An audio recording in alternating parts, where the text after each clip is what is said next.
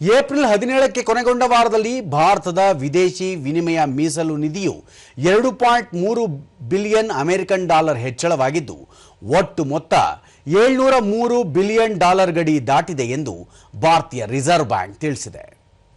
ಮೀಸಲು ನಿಧಿಯ ಅತಿ ದೊಡ್ಡ ಭಾಗವಾಗಿರುವ ವಿದೇಶಿ ಕರೆನ್ಸಿ ಆಸ್ತಿಯು 1.48 ಬಿಲಿಯನ್ ಡಾಲರ್ ಏರಿಕೆಯಾಗಿದ್ದು ಈಗ 557 ಬಿಲಿಯನ್ ಡಾಲರ್ ತಲುಪಿದೆ.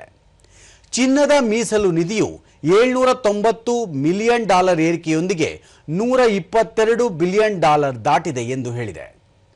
ಎಸ್ಡಿಆರ್ 78 ಮಿಲಿಯನ್ ಡಾಲರ್ ಏರಿಕೆಯಾಗಿ 18.84 ಬಿಲಿಯನ್ ಡಾಲರ್ ತಲುಪಿದೆ.